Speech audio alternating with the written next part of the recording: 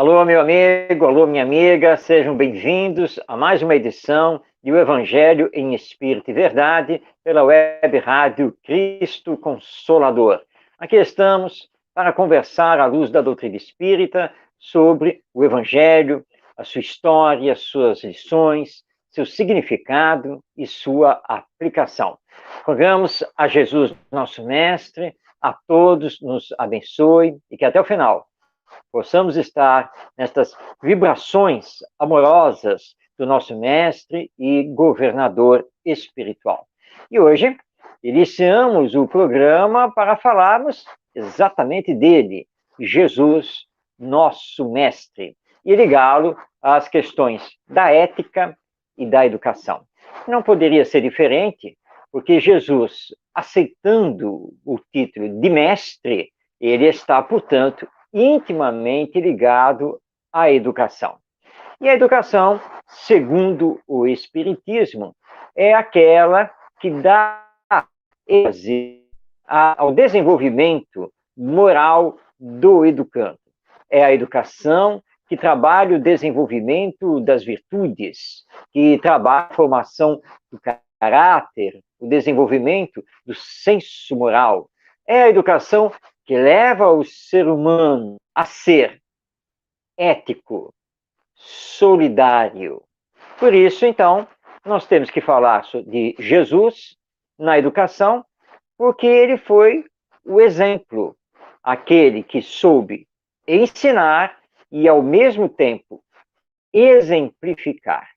O problema que nós temos enfrentado no campo da educação, vamos aqui nos referir mais especificamente aos professores, mas a nossa fala também serve aos pais e responsáveis.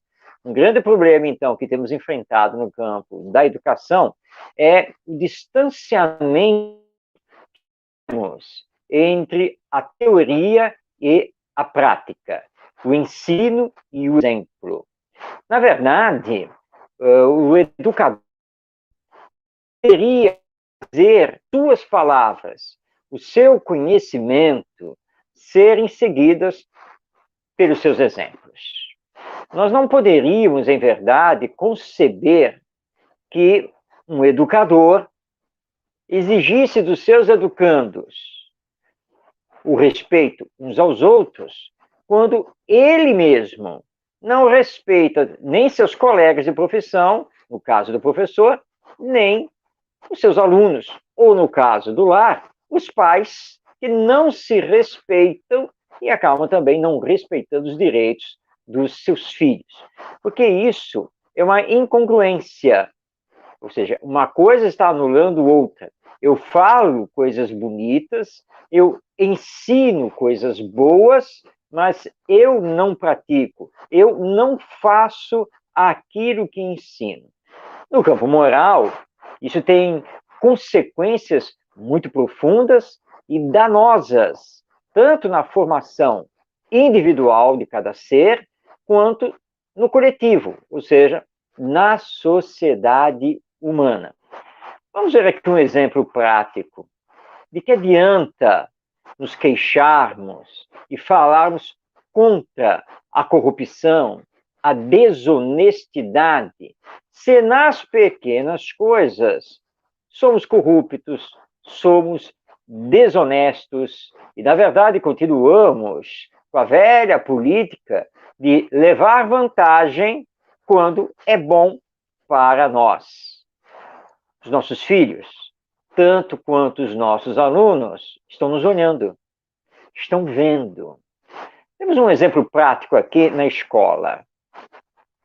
Professor de biologia, e ele estava à frente de um projeto dentro da escola, que era um projeto de esclarecimento sobre o problema das drogas, as consequências da drogadição.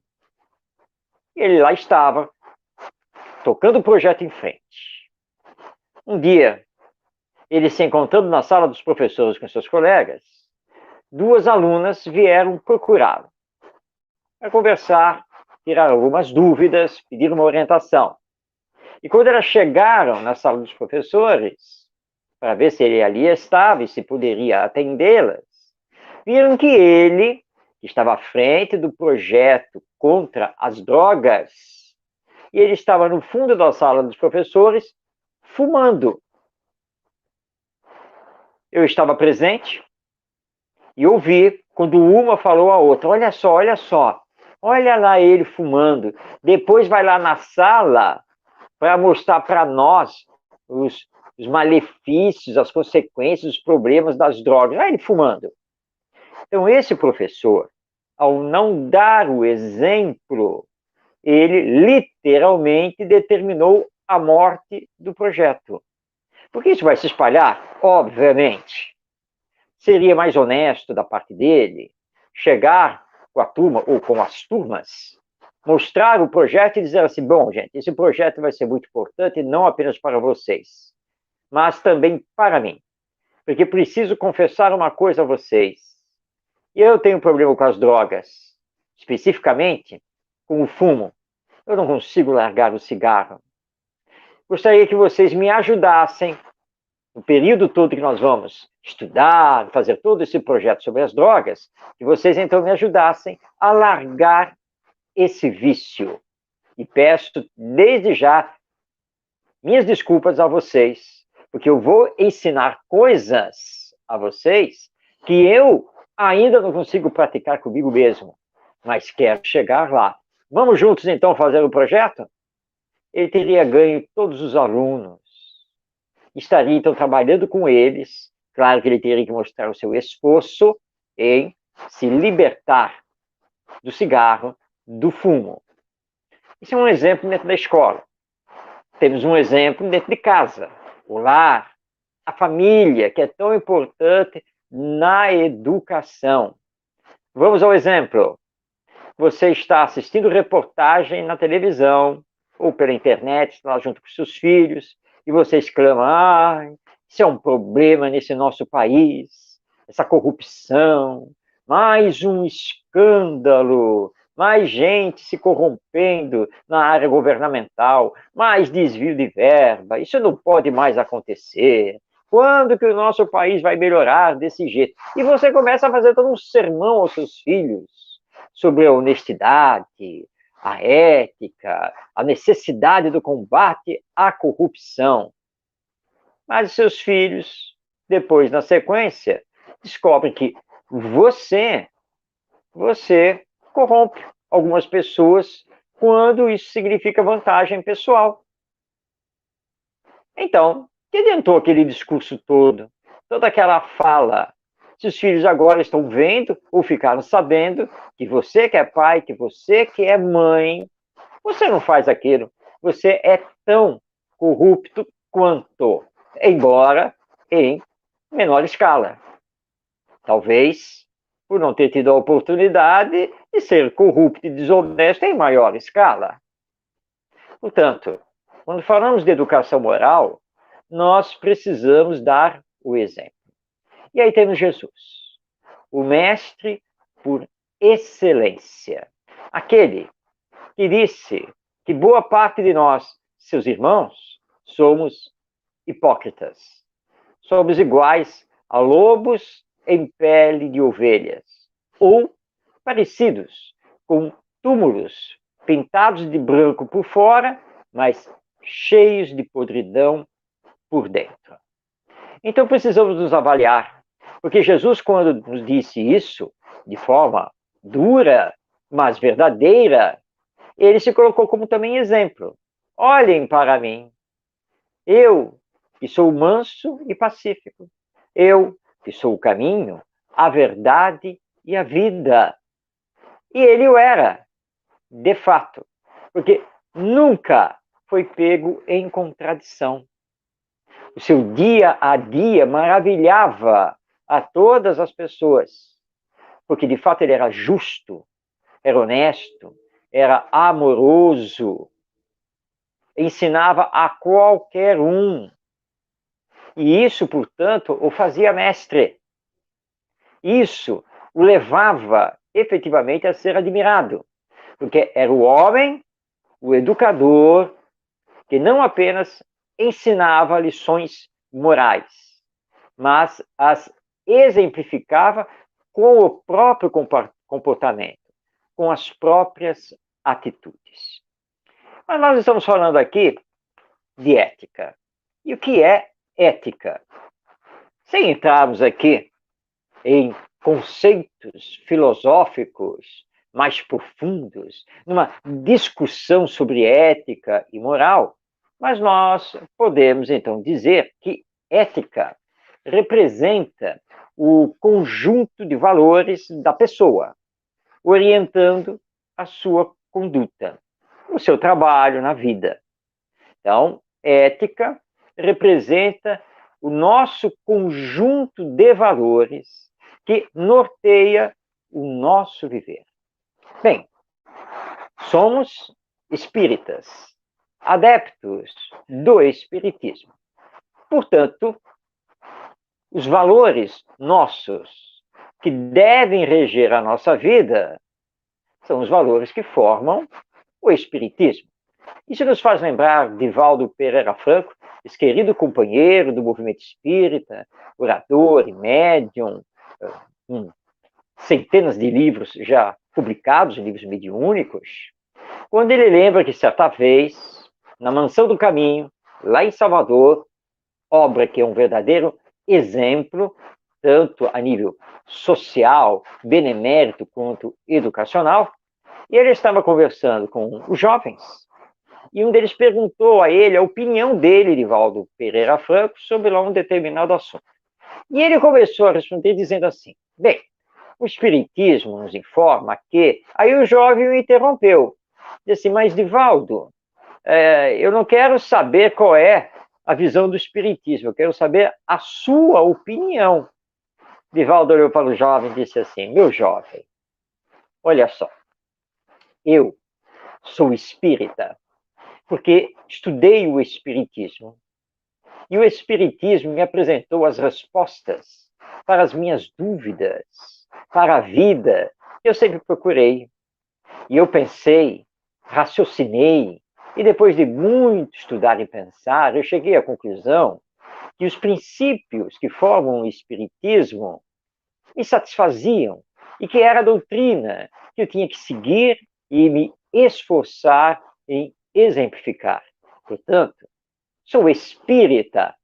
E se eu sou espírita, aceitando os princípios que formam o espiritismo, eu não posso ter outro tipo de pensamento sobre nenhum assunto, porque o espiritismo norteia a minha vida.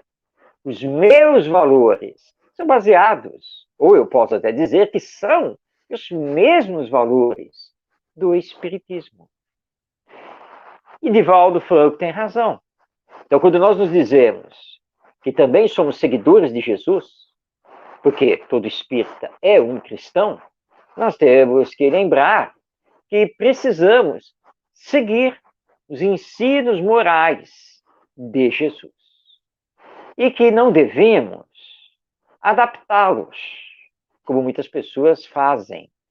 E aí dizemos assim, bem, Jesus nos ensinou que devemos perdoar cada ofensa 70 vezes, 7 vezes. Bem, mas precisamos compreender que pelo fato de sermos espíritos imperfeitos, e aí nós começamos a querer justificar nosso comportamento, nossas atitudes, modificando o ensino de Jesus. Quando ele disse, amai-vos uns aos outros, essa frase tem um ponto final, não tem uma vírgula. É amai-vos uns aos outros, como somos, do jeito que somos, quem somos, uns com os outros. Então não podemos colocar a vírgula e começar a dar justificativas do porquê não amamos este ou aquele. Quem nos falava muito sobre isso era o saudoso Rui Kremer. Rui Kremer foi presidente da Cruzada dos Militares Espíritas. E certa vez, ele numa palestra estava nos explicando isso, que um dos grandes problemas do ser humano está na criação da vírgula. E aí ele começou a dar esses exemplos dos ensinos de Jesus. E tem um ponto final, mas que nós colocamos a vírgula, o nosso porém, entretanto, mas, contudo, mas quando falamos de Jesus, quando falamos de educação, quando falamos de ética, não pode haver essa vírgula. Tanto que o nosso mestre nos disse, seja o seu falar sim, sim, não, não. Procuremos, portanto, estarmos sempre com a verdade, com os nossos valores regidos, tanto pelo Espiritismo quanto pelo Evangelho. É isso que as novas gerações estão procurando em nós e estão necessitadas, não apenas dos nossos ensinos, mas principalmente dos nossos bons exemplos, exatamente como Jesus, nosso mestre, o fez. Muito bem, vamos conhecer um pouquinho mais agora, neste momento do Evangelho, e nós vamos hoje destacar o Sermão da Montanha. E do Sermão da Montanha, especificamente, vamos destacar as bem-aventuranças.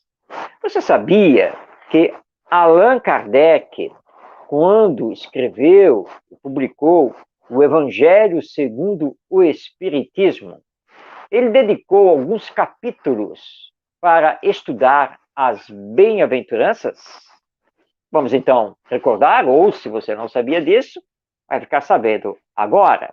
Pegamos aqui o exemplar do Evangelho segundo o Espiritismo, que está aqui nas nossas mãos, e vemos então que ele começa o estudo das bem-aventuranças no capítulo 5. Nesse capítulo, ele estuda o bem-aventurados os aflitos. Depois, no capítulo 7, ele vai estudar bem-aventurados os pobres de espírito. Na sequência, no capítulo 8, é dedicado a bem-aventurados os que têm puro o coração. No capítulo 9, a dedicação é ao bem-aventurados os que são brandos e pacíficos.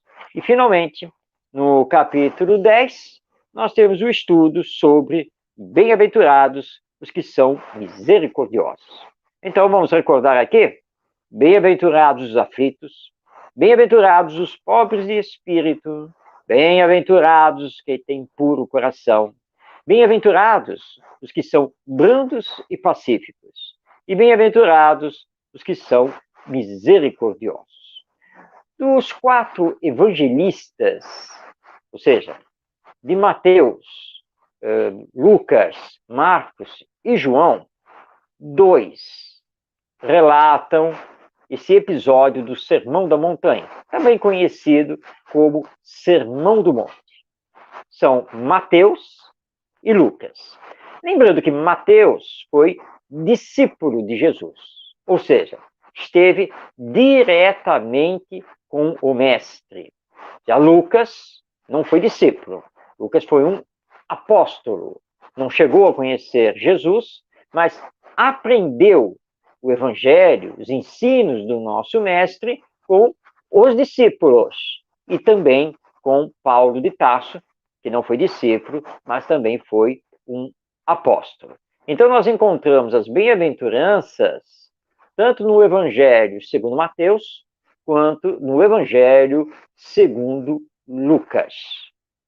Por que Allan Kardec destacou essas bem-aventuranças? É porque o Evangelho segundo o Espiritismo é uma obra dedicada exclusivamente a estudar os ensinos morais de Jesus e a sua aplicação na vida. E claro que não poderia faltar o estudo das principais bem-aventuranças. E nós vamos aqui no programa, paulatinamente, explorar o conteúdo do Sermão da Montanha por um motivo essencial: a fala de um não cristão sobre esse sermão, que é a fala de Mahatma Gandhi, esse grande apóstolo da pacificação, da não violência, lá da Índia, não era cristão, e ele, certa vez, disse assim, bem, havia aquela ameaça, né, de uma guerra mundial ainda maior do que a Segunda Guerra Mundial, e ele disse assim, bem, caso isso venha a acontecer, se a humanidade perder todos os seus escritos, mas sobrar um exemplar, um único exemplar do Sermão da Montanha de Jesus Cristo, a humanidade estará salva. Olha a importância do Sermão da Montanha. Então nós vamos, a partir de hoje, no nosso programa, fazermos alguns estudos sobre o conteúdo do Sermão da Montanha, iniciando com esse destaque das bem-aventuranças, porque o Sermão da Montanha é aberto por Jesus com as bem-aventuranças, que nem sempre as pessoas conseguem entender. Num mundo de provas e expiações, portanto, de aflições, dores e sofrimentos, para muitas pessoas, porque é difícil entender, porque os aflitos são bem-aventurados. Como que os mansos vão herdar a terra? Mas o Espiritismo, com as chaves da imortalidade da alma e da reencarnação, explica. Antes, meu abraço aqui ao Tonheca e a Cida, que apareceram aí, queridos companheiros, não o nosso Tonheca, mas a sua esposa Cida, queridos companheiros lá de Leopoldina, em Minas Gerais. Um grande abraço a vocês. Ao Henri também, um grande abraço a todos que estão acompanhando o nosso programa. Então, o Espiritismo tem a chave para explicar não apenas as bem-aventuranças, mas todo o conteúdo do Sermão da Montanha, que é um sermão profético, porque Jesus não está olhando apenas e tão somente para o aqui e agora. Ele está tendo o olhar para o além. Mas isso é conversa para os nossos próximos programas, porque agora nós vamos aqui, utilizando o nosso querido Emmanuel, através do médium não menos querido, Chico Xavier, nós vamos comentar o início do Sermão da Montanha, passando a palavra a Mateus, lá no capítulo 5, versículo 2, quando Mateus começa a transcrever o Sermão da Montanha. E ele disse, então, o seguinte, e abrindo a sua boca, os ensinava. Emmanuel vem através do Chico Xavier, no livro Vinha de Luz, no seu capítulo 17, para comentar esse versículo. É a abertura do Sermão da Montanha. Jesus, então, abriu a boca para começar a ensinar. Diz o nosso Emmanuel, o homem que se distancia da multidão raramente assume posição digna à frente dela. Em geral, quem recebe a autoridade cogita de encastelar-se em zona superior. Quem alcança patrimônio financeiro elevado costuma esquecer os que lhe foram companheiros do princípio e traça linhas divisórias humilhantes para que os necessitados não o aborreçam. Quem aprimora a inteligência quase sempre abusa das paixões populares facilmente exploráveis. E a massa, na maioria das regiões do mundo, prossegue relegada a si própria. A política inferior converte-a em joguete de manobra comum. O comércio desleal nela procura o filão de lucros exorbitantes. O intelectualismo vaidoso envolve-a nas expansões do pedantismo que lhe é peculiar. De época em época, a multidão é sempre objeto de escárnio ou desprezo pelas necessidades espirituais que lhe caracterizam os movimentos e atitudes. Raríssimos são os homens que a ajudam a escalar o monte iluminativo. Pouquíssimos mobilizam recursos no amparo social. Jesus, porém, traçou o programa desejável, instituindo o auxílio eficiente, observando que os filhos do povo se aproximavam dele, começou a ensinar-lhes o caminho reto, dando-nos a perceber que a obra educativa da multidão desafia os religiosos e cientistas de todos os tempos.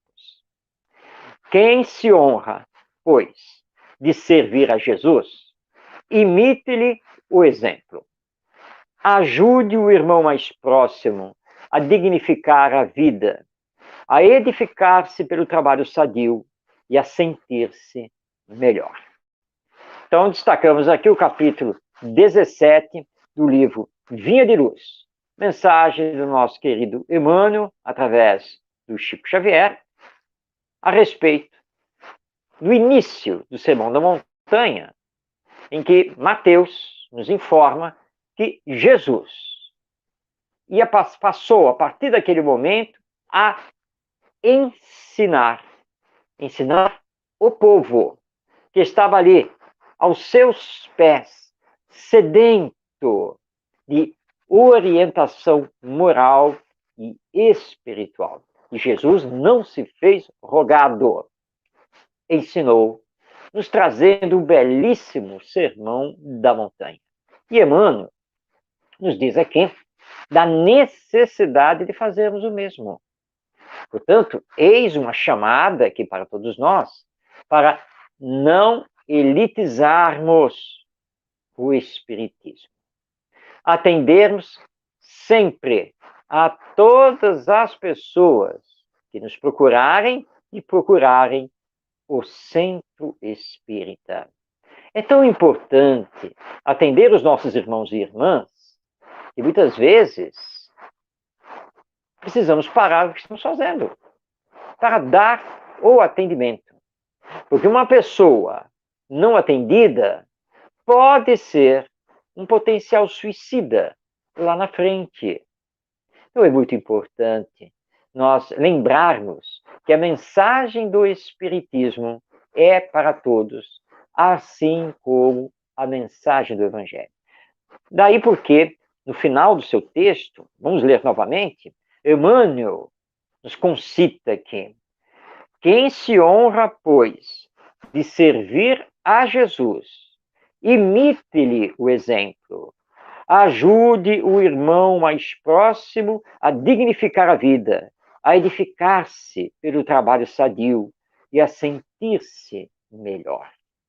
É isso que nós espíritas precisamos fazer, porque Jesus é de todos, o Espiritismo é de todos, e nós não podemos mais afastar o Evangelho e a realidade da vida espiritual da massa, do povo que está sedento de conhecer a realidade da vida, de ter consolo e orientação, amparo e esclarecimento.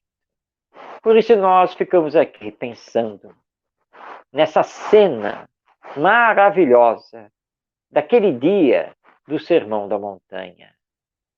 Jesus, vendo a multidão crescer, para melhor atender, não podendo fazer o atendimento individual, porque eram centenas e centenas e centenas de pessoas, ele então chama os discípulos e começa a subir o monte, aquela elevação,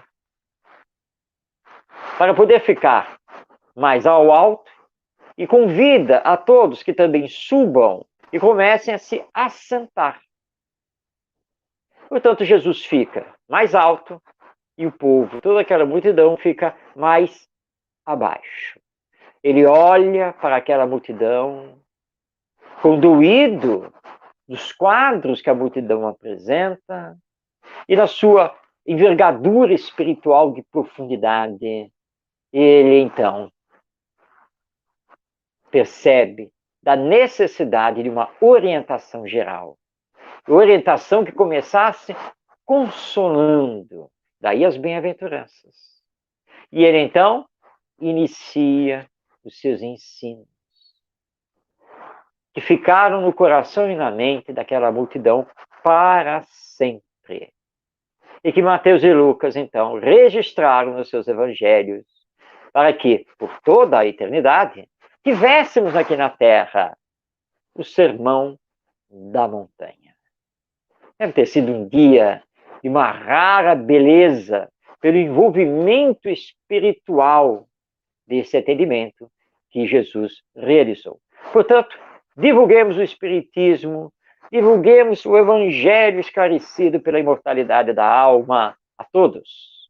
Não apenas nas reuniões públicas do Centro Espírita, mas através dos jornais, das revistas, dos livros, e agora também através da internet, ligando rádio, TV. Precisamos fazer isso para sermos, então, verdadeiros e fiéis discípulos do nosso Mestre Jesus. E por falarmos nisso, vamos chamá-lo aqui para o nosso programa, porque está na hora, aquele que foi o mais fiel apóstolo de Jesus na cristandade nascente, lá no princípio, nos primórdios do Evangelho e do cristianismo. Estamos aqui nos referindo a Paulo de Tarso. Você que vem nos acompanhando sabe que a cada programa nós destacamos uma carta ou epístola escrita por Paulo de Tarso. No programa de hoje, nós vamos destacar a última carta que está lá publicada no Novo Testamento. Já falamos aqui da carta aos Coríntios, aos Romanos, Filipenses, Tessalonicenses, a Timóteo, Colossenses e assim por diante. Hoje é a vez da carta aos Hebreus. Essa carta, junto aos historiadores, é motivo de muita polêmica, muita mesmo. Parte dos historiadores não concebe que a carta aos Hebreus seja, de fato, uma carta original escrita por Paulo de Tarso. Então, nessa polêmica, nós temos os que defendem a autenticidade da carta aos Hebreus e aos que defendem que ela não é autêntica. Ou seja, ela não teria sido escrita por Paulo de Tarso. Temos como resolver isso, pelo menos, com o Espiritismo? Calma, que já vamos conversar sobre isso. Muito bem. O que se sabe é que, se Paulo de Tarso efetivamente escreveu a carta aos Hebreus, ele o fez no final da sua vida e, portanto, escreveu lá em Roma, quando da sua segunda prisão. Mas por que os historiadores não conseguem chegar a um consenso? É porque Lucas, o historiador do cristianismo, primeiro que escreveu a história do cristianismo, e Lucas que acompanhou Paulo de Tarso, Lucas, inclusive, estava lá no final da vida de Paulo, lá em Roma. Acontece que o Atos dos Apóstolos, que é o livro escrito por Lucas, ele se encerra abruptamente, sem dizer o que aconteceu com Paulo de Tarso. Ou seja, os últimos meses, o último ano da vida de Paulo de Tarso. Então, pelos Atos dos Apóstolos, não está escrito que ele, de fato, redigiu essa carta aos Hebreus. Pelos Atos dos Apóstolos, nós sequer sabemos como Paulo de Tarso veio a falecer. Não existe registro. Os historiadores consideram que, na verdade, a parte final dos Atos dos Apóstolos foi perdida.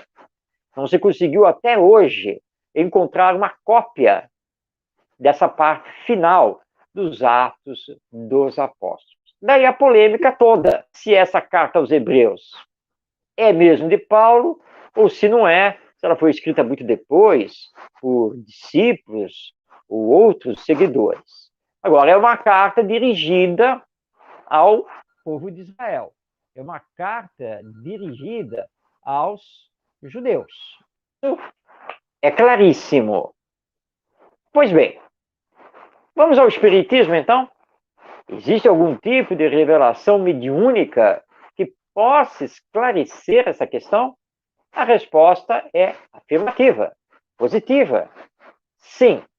E isso nós encontramos no livro romanceado Paulo e Estevão, do Espírito Emmanuel, através do Chico Xavier. Nessa obra, Emmanuel relata todo o final da vida de Paulo de Tarso. E ele explica que, sim, foi Paulo de Tarso que escreveu a carta aos Hebreus. Lembra, então, o nosso Emmanuel, que Paulo estava em Roma, em prisão domiciliar. Ele, então, tentou conseguir autorização das autoridades romanas para fazer uma pregação sobre o Evangelho na sinagoga que existia lá em Roma e que reunia, portanto, os judeus, os adeptos do judaísmo. Mas o Império Romano negou essa autorização. Entretanto, ele recebeu a visita de um velho sacerdote do judaísmo, que foi conversar com ele, depois de uma reunião que foi feita com Paulo de Tarso, em que Paulo de Tarso tentou convencer alguns sacerdotes judaicos do Evangelho e de Jesus, mas a reunião não chegou a bons termos. Mas um dos sacerdotes, depois, nas despedidas, olhou para ele e disse que ele deveria escrever uma carta, que ele deveria deixar alguma coisa para que os judeus não perdessem aquele tesouro do Evangelho.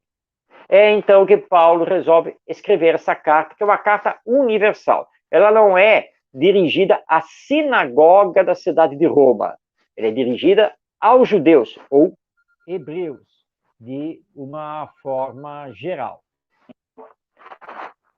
A carta é redigida por Paulo, segundo o nosso Emmanuel.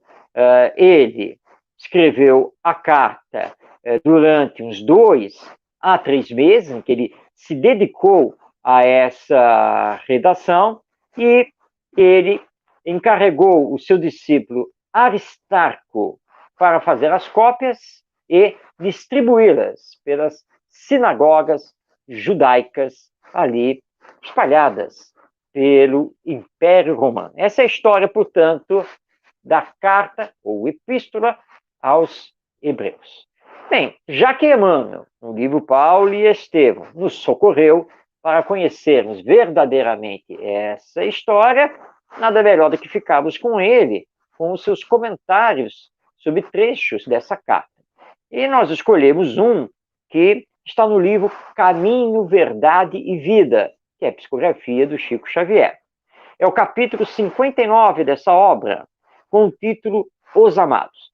Emmanuel destaca da carta aos Hebreus, o capítulo 6, versículo 9.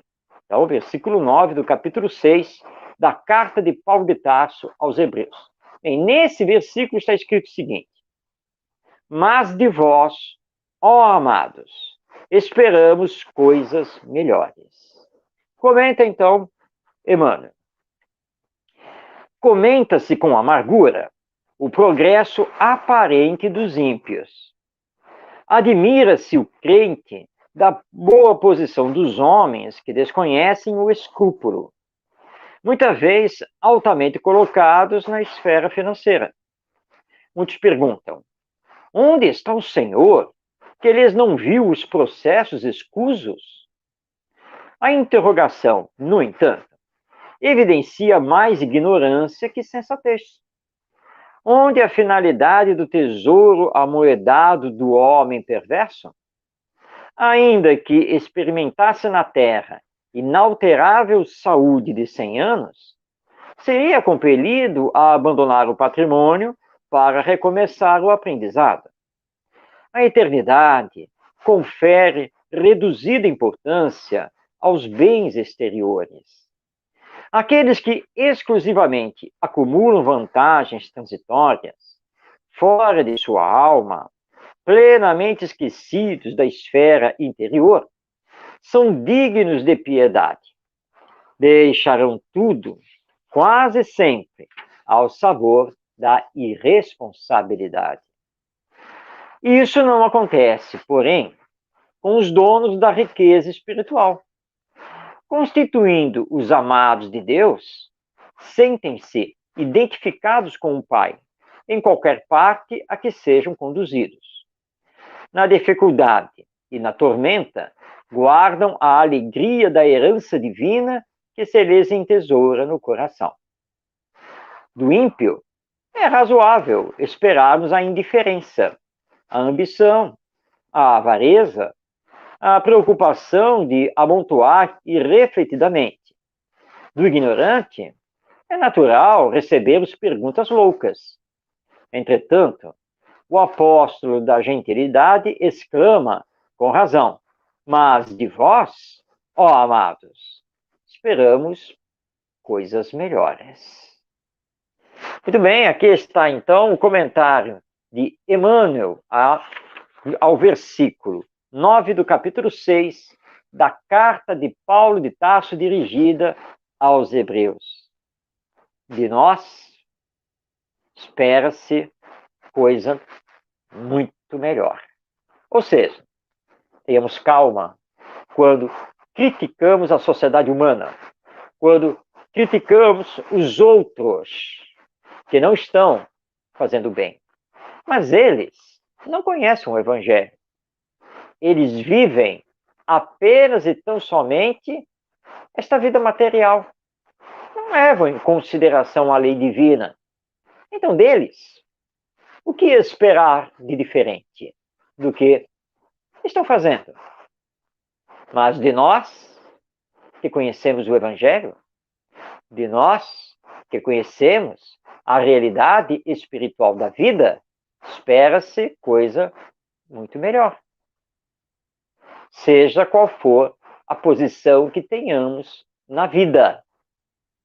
Se alguns lutam por posição social e poder econômico, nós outros lutamos por nos melhorar interiormente, em combater as nossas más tendências e desenvolver as nossas virtudes.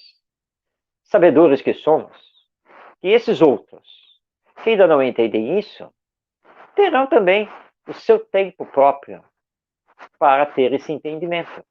E chegarão lá com o nosso auxílio. Então tenhamos calma. A lei divina é de progresso, é de evolução, sempre. Nós podemos retardar essa marcha, criar obstáculos, mas jamais segurar o progresso. Então, tenhamos certeza que o Evangelho vai predominar com a sua mensagem de amor, porque vai nos transformando.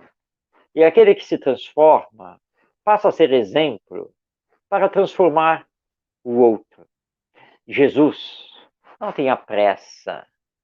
Ele ensinou os discípulos, ensinou os mais chegados, ensinou a multidão, mas afirmou a Pilatos que o reino dele não era deste mundo. Porque ele sabia que nós levaríamos tempo, muito tempo, para compreender as suas lições e colocá-las em prática. Passados mais de 2000 anos, nós estamos longe dessa compreensão e dessa prática, porque os ímpios, ou seja, os que não conhecem a mensagem de Jesus, ainda são muitos. E ainda estão lutando por poder, por destaque social, ainda lutam dentro do egoísmo, do orgulho. Por isso, tantos males na humanidade terrena. Mas tenhamos calma e perseveremos um trabalho de semear nas mentes e nos corações as lições do Evangelho. O espírita, que é um cristão, acima de tudo, é um esperançoso. Mesmo que aparentemente nosso trabalho não esteja gerando frutos, tenhamos calma. A semente pode ficar armazenada durante dezenas, centenas ou milhares de anos, e ela não perde as suas propriedades. Tanto que, quando colocada no solo preparado, adubado, ela germina. Cientistas já encontraram sementes de trigo, por exemplo, nas catacumbas egípcias. Sementes essas guardadas há 2.000, 3.000 anos. Eles pegaram essas sementes, levaram para estudo, pegaram a terra, prepararam a terra, como qualquer agricultor faz, e plantaram a semente, para ver o que ia acontecer. Afinal de contas, ela ficou guardada lá dentro de um pote, num sarcófago, lá no túmulo, lá do Antigo Egito. Todas as sementes germinaram. O trigo cresceu. Então tenhamos calma. Os nossos ensinos e os nossos exemplos ficam sempre com as pessoas.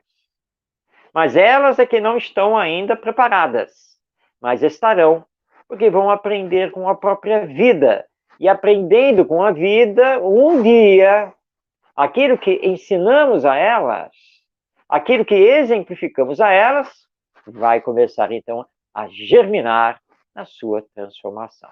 Então, essa é a lição que o nosso Emmanuel nos traz, comentando a carta de Paulo de Tarso aos Hebreus, que tem um conteúdo muito significativo, profundo, e que nós vamos encontrar nas obras do Emmanuel vários comentários sobre várias passagens dessa carta de Paulo de Tarso. Bem, chegamos ao momento agora de passar a palavra a você que nos acompanha, porque estamos aqui abertos para receber a sua participação. E você pode fazer a sua pergunta sobre o Evangelho. Hoje, vou comentar aqui uma pergunta que, na verdade, foi feita no grupo de estudo ao qual nós pertencemos. E nós também, às terças-feiras à noite, fazemos o estudo do Novo Testamento à luz do Espiritismo. E então, dentro do diálogo ali no grupo, surgiu uma questão muito bem colocada, aliás. Nós sabemos que Jesus é um espírito superior. Aliás, o espírito mais perfeito que Deus nos concedeu aqui a conhecer na Terra. O nosso governador espiritual é um mestre. Então foi feita a pergunta: e os discípulos de Jesus? Eles seriam espíritos superiores? Talvez não, porque nos foi lembrado que Pedro titubeou ali com a sua fé, por exemplo, lá no episódio de andar sobre as águas. Ele negou Jesus 3 vezes antes do cantar do galo. Judas Iscariotes se equivocou, vai depois cometer o suicídio. Tomé não acreditou na ressurreição. Então essa é a pergunta. Os discípulos, os 12 escolhidos por Jesus, seriam espíritos superiores ou não? A resposta que temos que dar, estudando isso através do Espiritismo, é que sim, eles eram espíritos superiores. Agora, jungidos às leis da reencarnação, entre elas a do esquecimento do passado, o esquecimento do próprio planejamento espiritual realizado para a missão de Jesus. Mas Jesus não iria realizar a sua tarefa com espíritos inferiores, medianos, que não pudessem alcançar as suas lições, que não estivessem preparados para os desafios da implantação do cristianismo aqui na Terra.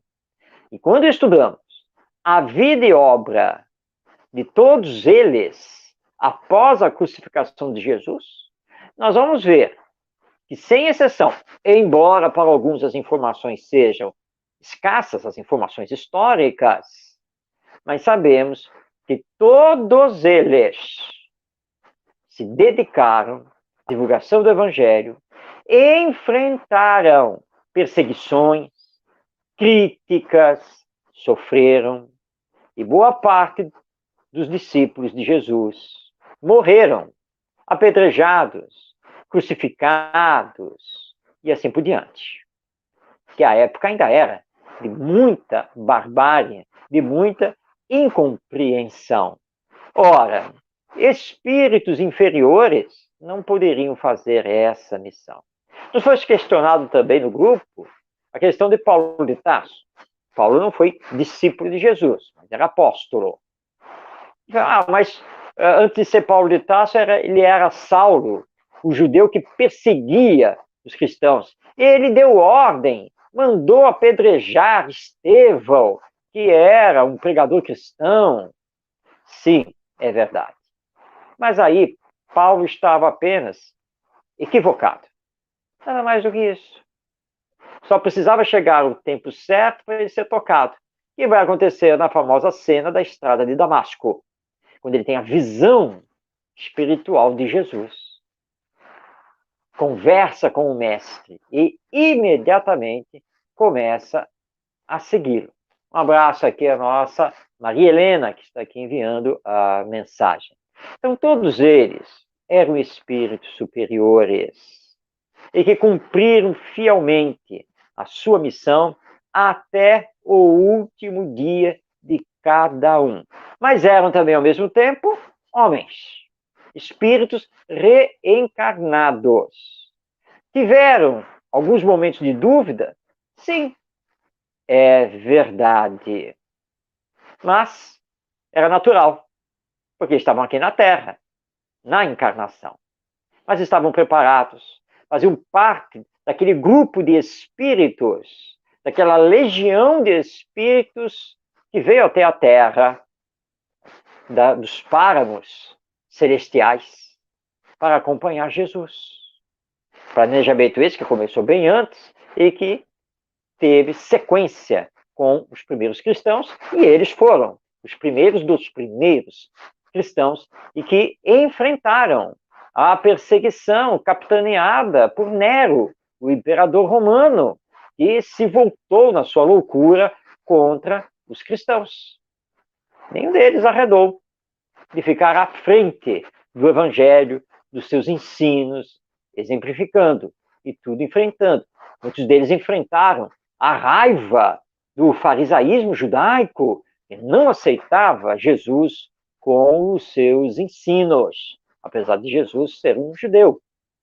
Então, nós temos a certeza absoluta de que os discípulos de Jesus eram, sim, espíritos superiores, não espíritos perfeitos.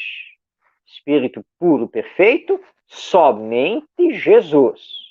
Mas os discípulos eram, sim, espíritos superiores, trabalhando já diretamente com o nosso Mestre Jesus.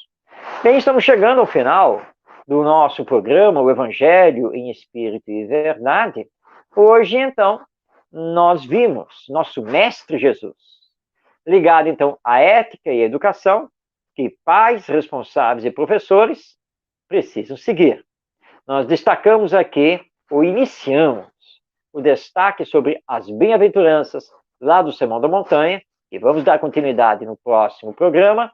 Também trouxemos para nós a última carta de Paulo de Tarso, publicada no Novo Testamento, que é a carta aos Hebreus. Mas não se preocupe, nós encerramos aqui o enfoque sobre as cartas, mas ainda temos muito o que conversar sobre Paulo de Tarso, sua vida, sua obra, seu exemplo como apóstolo do cristianismo. Que possamos, então, nos encontrar aqui toda quinta-feira, 5 da tarde, pela web rádio Cristo Consolador, para mais uma conversa à luz do Espiritismo, sobre o Evangelho. A você que nos acompanhou, um grande abraço, muita paz em seu coração. Até o nosso próximo encontro.